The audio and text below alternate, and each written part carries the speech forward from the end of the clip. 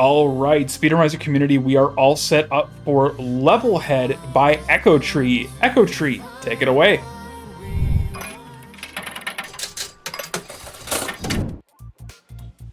Hello everyone, I am Echo Tree. I go by she, her.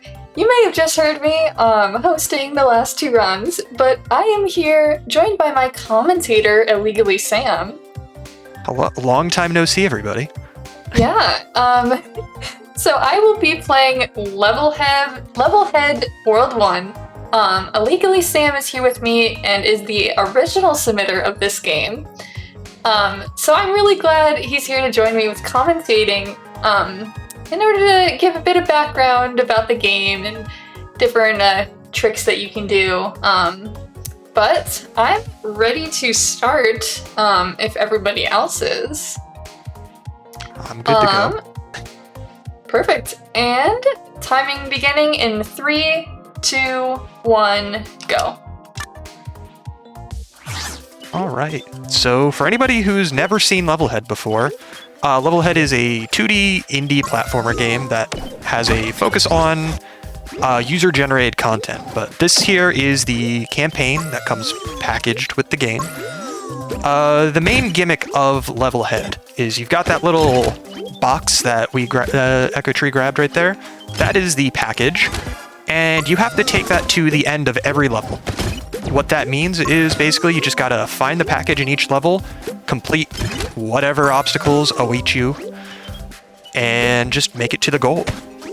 So the package here, it's used more than just as a clear condition. It is also a platforming tool, and even, you can bash some enemies with it to knock them around a little bit. But the main gimmick with the package, aside from making it to the end, you can platform on it, and it can be a platform on the ground. You can even use it as a platform in the air and do something called a super jump, which is basically this game's double jump. That is not exactly intended, but it's possible. It was discovered during early access, and the devs thought, "Oh, hey, this is pretty cool.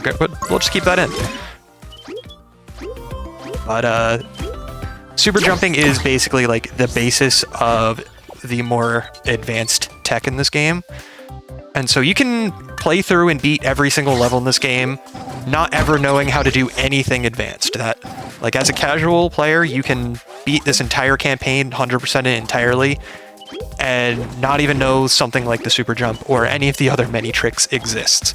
But if you want to go fast, that's where they really start coming in handy. But this is definitely not an easy game to just pick up on a whim and learn for a marathon like this, so I am going to give Echo Tree credit for whatever strats she is able to do in this run, because like I said, it is not an easy game casually, let alone if you're trying to learn the speedrun in a short period of time. Yeah, I am very, very bad with platforming games. I've never been good at them. It took me hundreds of hours to beat Celeste. And of course I got assigned a platforming game, but it's so cute. I of course had to keep it. I love playing this game, learning it. And yeah, I'm really just trying to do the best that I can. And of course I go into the same level again. There we go. But we're trying to get through as many of the levels as we can, as quick as possible here, and not die. But I will be doing a little incentive of my own. For every death that I have, I will be donating $1. So if someone out there wants to help me keep track of that, I believe there's 2 so far. Yeah, I was about to say, I hope you've been keeping track so far. Yeah, 2 so far, but we'll see how many more throughout the run. Yeah, box jumps are a bit tricky for me, but I tried to learn them the best I could, and oh, there we go. On to the next level. Yeah, I will say, it is very easy to die very quickly because, it's a 2D platformer and it's not an easy 2D platformer. But this game has extremely short respawn times, and you have the ability to just respawn whenever you want by holding on a standard like Xbox controller, it's LB, but it's going to be a different button depending on how you play. But those two things combined make this a very approachable game, even with the difficulty of some of the levels out there, because, you know, you mess up and you're right back into it a second later. It's not like something like Mario Maker where you got like a 6-second animation, you gotta wait to load back into the level every single time, so on and so forth. And if you manage to get soft locked in a level, you just gotta sit there and wait the timer out or restart the whole level. It's like, now this game definitely tries to make it so that you don't get so frustrated that you want to quit. I can confirm some people with their user levels happens anyway, but that's inevitable. The checkpoints are really none nice, of the campaigns. I will say. Yeah, none of the campaign levels are that bad, thankfully. There we go. Oh, that's the best I've done that. The boss fights are kind of my favorite part of the game. And there will be a couple more coming up shortly. Yeah. And I will say, basically everything in all of these campaign levels are made using the same level editor that, you know, the average person has access to as well. So pretty much any level in this campaign could theoretically be made by any person. It's just all of these were made by one of the game's devs, who you know, coincidentally is also named Sam. He is the artist and level designer for this game. But yeah, this level here, Rock Discovery, you know, can't have a 2D platform without breaking blocks by jumping into them. Yeah, it's a little weird seeing some of these levels done, not slowly, but like not done in the same exact way as you would see in like a normal speedrun, which is kind of fun. Oh, the different strats used? Because some of these levels, yeah, if you see a speedrun, like a full-on any percent speedrun in this game, they go very, very quick and very, very unintended.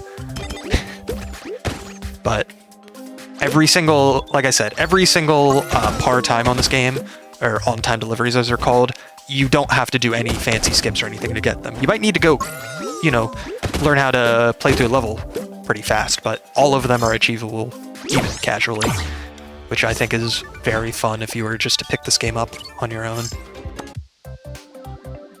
But yeah, these World 1 levels, as they're referred to, right now they're also known as the Tree of Marla, because that is the environment that they are all in. There are 4 biomes in this game. The Tree of Marla, the Kistune Ruins, the Aqua Dunes, and the Asteroid Tunnels. And so throughout the campaign, you would see all 4 of them. But this world, all of the World 1 levels use the Tree of Marla biome. So you'll be seeing a lot of green.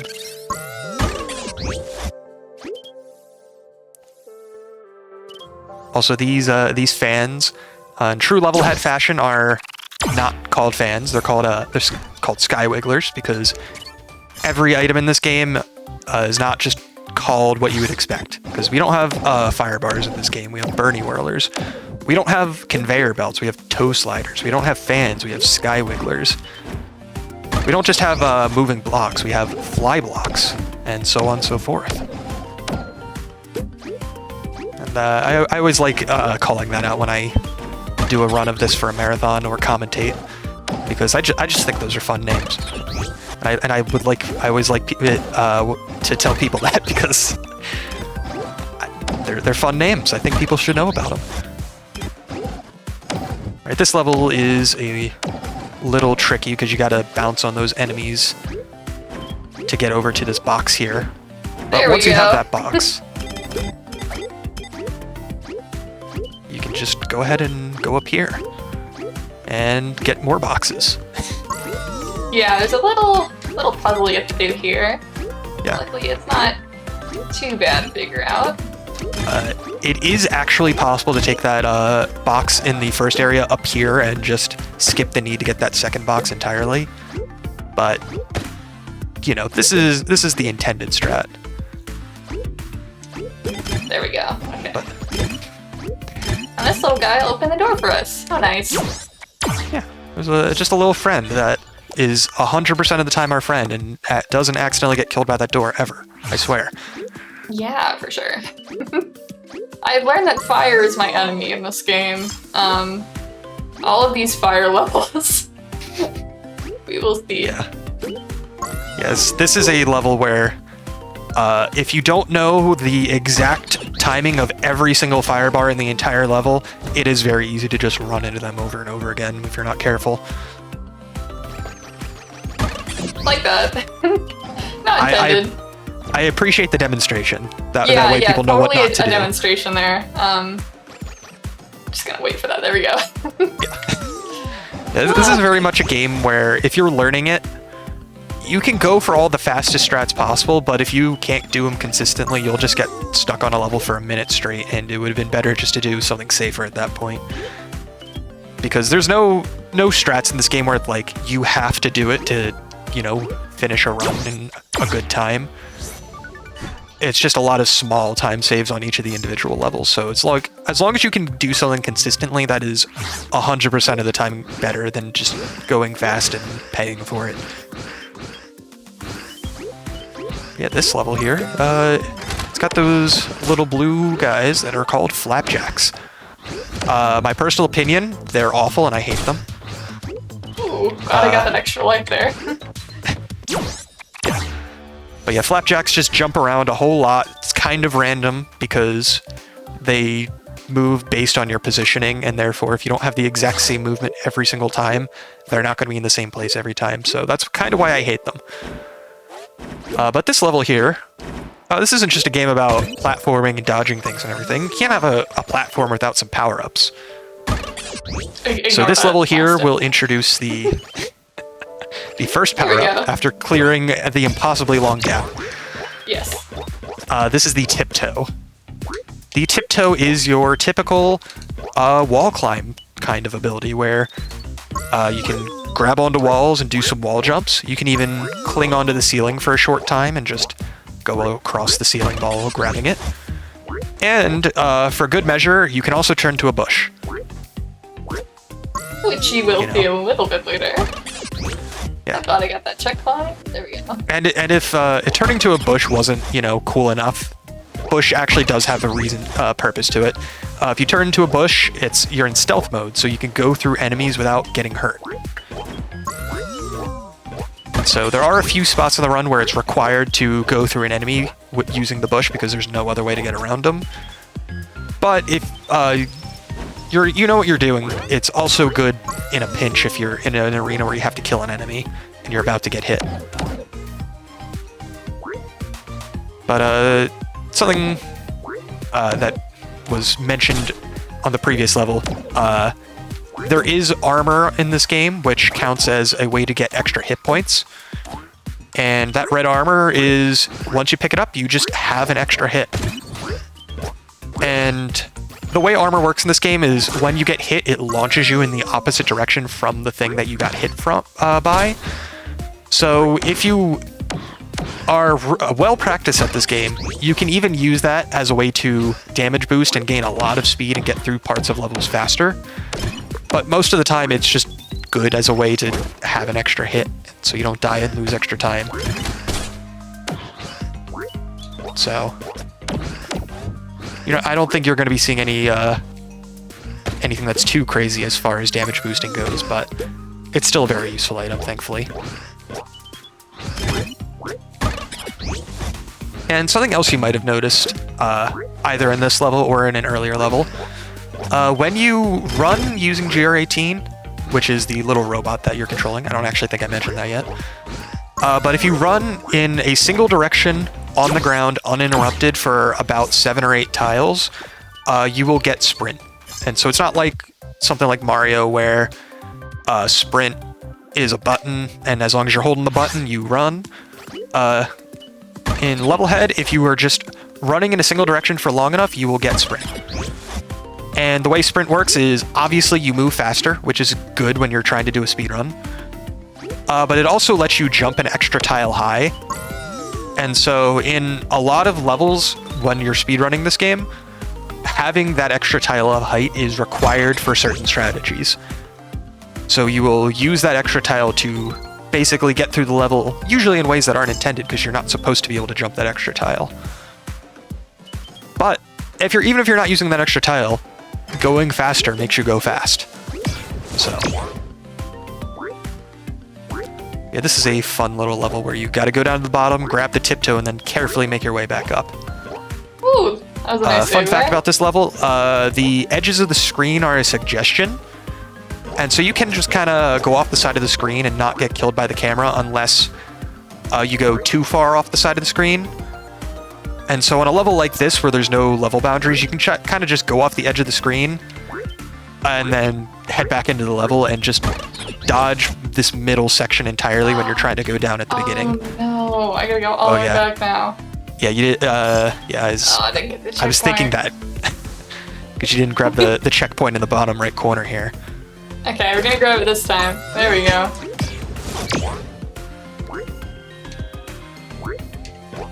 Also, another small little fun fact that is also a speedrunning tidbit. You'll notice that at the end of every level, there's the goal, like I mentioned, because you have to take the package there. It also has those little dots floating above it.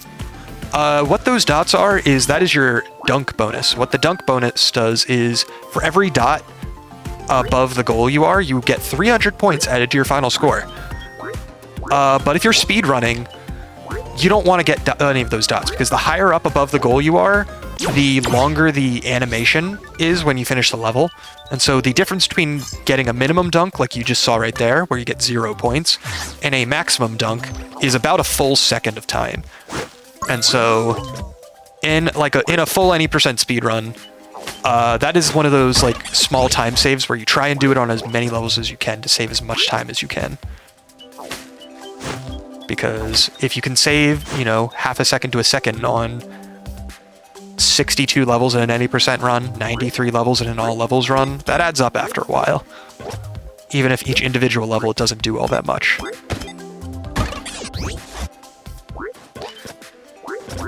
Also, we mentioned the bush earlier. This is one of those levels that requires the bush. Because you gotta be able to sneak past these blobfish, and the only way to do that is using the bush. I just had a little secret there, but that unfortunately takes a little bit of time. Yeah, those are the GR17s. They're one of this game's many collectibles. But they're also a collectible where if you were to grab it, it would cause a small amount of slowdown during the animation of collecting it.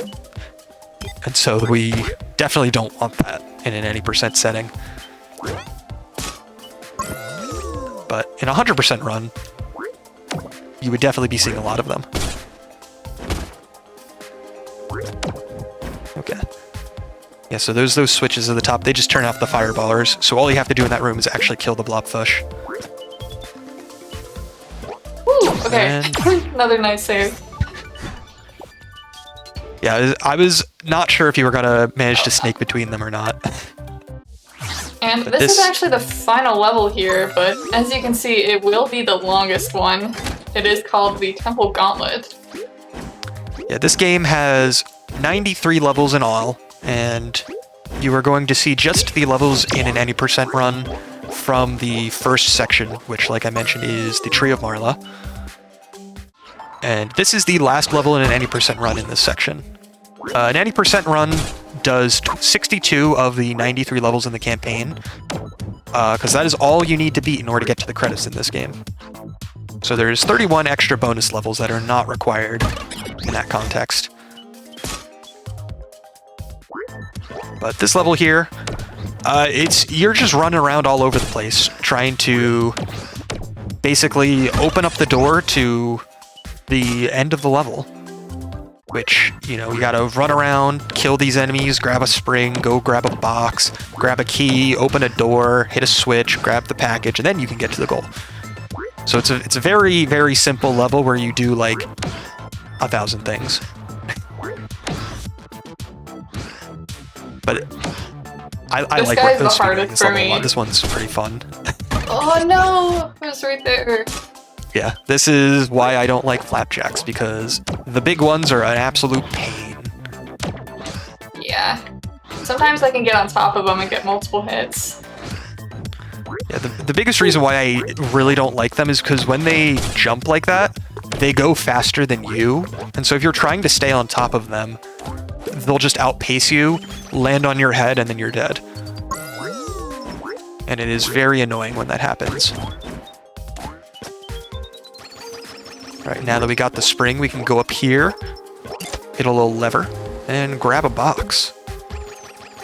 So, another fun little speedrunning fact, that box is absolutely optional, in the sense that, you can just take one of those green enemies. Yeah, I wasn't sure if you forgot or you were just doing that for the checkpoint or not. No, I forgot. There we go. Okay. Yeah, those little green dudes in that little combat arena, those are called scrubs, and they drop a shell that you can pick up. That shell can also hold down switches, and so you can just grab one of those shells and hold down that switch using that instead, and then you don't have to grab the box at all. Alright. I was about to say, if you fell down without grabbing the key, I would have been... Yeah. That would have been We got the key great. this time. Okay. Key. Now we gotta get the box. Grab the box, hit that switch, and we can finally make our way to the goal. Time is coming up here. In about 4 seconds. There we go. Time. Okay, so that was all the main levels in World 1. And when you come on over here, it goes to the next world. But I had a lot of fun, even though I died a lot. I think it was a pretty fun run, hopefully to watch too. Yeah, that was a super nice run. Yeah, and I guess if anybody wants to watch me die a lot more when playing this or other games, you can find me at echo_3 on Twitch and YouTube. Illegally Sam, do you have anything to shout out? If you weren't here for that last run, you can, where I was playing some Kirby, you can find me at twitch.tv/illegallysam. I play a lot of Levelhead, sometimes some other games, but if you want to see Levelhead done even better than what you just saw, because it's not easy to do better than that, to be honest. But if you want to see a full any % run, for example, you can find me there, and I will be doing runs of this game from time to time. If you want to pick this game up as well, it's available on almost all platforms. It's on Steam, Xbox, Switch, iOS, and Android even. I would recommend. It's a very fun game. Not biased. I had quite a good time playing it. Highly recommend as well. And I was pretty close to the estimate. I'm honestly happy with that. Yeah, that went well. You did a good job. Yeah, it was a really nice run.